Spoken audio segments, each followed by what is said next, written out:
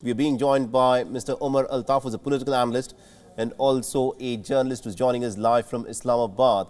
Now, Mr. Altaf, thank you very much indeed for taking time out and speaking to us here on WION. Now, the name for the next chief of army in Pakistan has been put out, and there is this formality where this name has now been sent to the president. And tell us more as to how this process will proceed, because a lot of people within Pakistan are in fact pointing out that the president, because he was appointed and also was a former party member of the Pakistan Tehreek-e-Insaf, could create hurdles. Can he?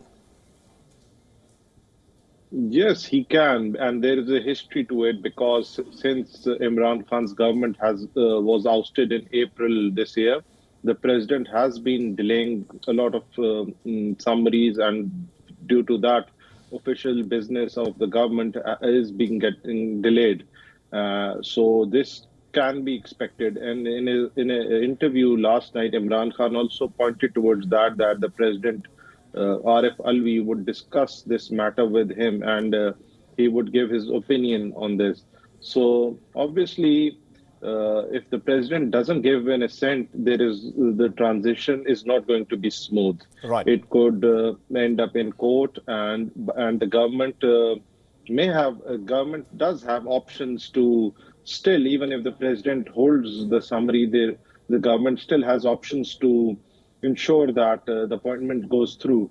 But it's going to create bad blood if the president doesn't give his assent in a particular time, because General Bajwa is set to retire on 29th of this month, and the post of Chairman Joint Chiefs of Staff Committee would be vacant on 26th. So, all right, there seems to be a bit of an issue with the line there with Mr. Omar Altaf. We'll try reconnect with him, but this of course is the point that he was making as well, that it is possible that President Arif Alvi could create hurdles, because remember, President Arif Alvi was a founding member of the Pakistan Tehreek-e-Insaf, the party of Imran Khan. But Mr. Altaf, I want you to shed some light on the constitutional position in Pakistan. The question that a lot of people would want to know an answer for is, should the government consult with the leader of the opposition while making such an important appointment?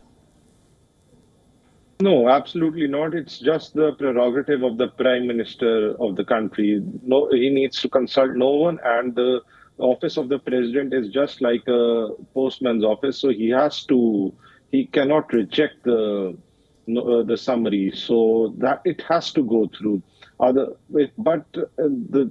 There has been such political polarization in Pakistan since Imran Khan's government has been ousted, that president has been doing certain things which aren't in the parameters of the constitution. But this is a very key appointment. Pakistan army chief is most probably the most powerful man in the country. So president would really not, I'm sure he would think 100 times before he tries to play around this appointment. All right, so that's not going to be easy, and he should and also, because we are short of time, if I can just ask you one more critical question here. You said that the chief of the army in Pakistan is the most powerful person in the country. What role has the army got in deciding the next successor of the army chief? Does the army play any role at all in Pakistan? Yes, the summary of the candidates, the probable candidates, is sent by the GHQ to the Defense Ministry. And Defense Ministry in Pakistan is also, the Secretary Defense is also a retired Lieutenant General of the Army. So Army has a very critical role in the appointment. But then the final say is still of the Prime Minister, who is the chief executive of the country. General Bajwa, the outgoing chief, may have made his recommendations, but it seems this time around that Prime Minister has made his own mind and appointed General Asim Munir as the successor to General Bajwa. All right. Thank you very much indeed, Mr. Omar Altaf, for joining us and getting us all those insights there. This, of course, remains a very crucial appointment. General Bajwa's tenure, of course, ends on the 29th of this month.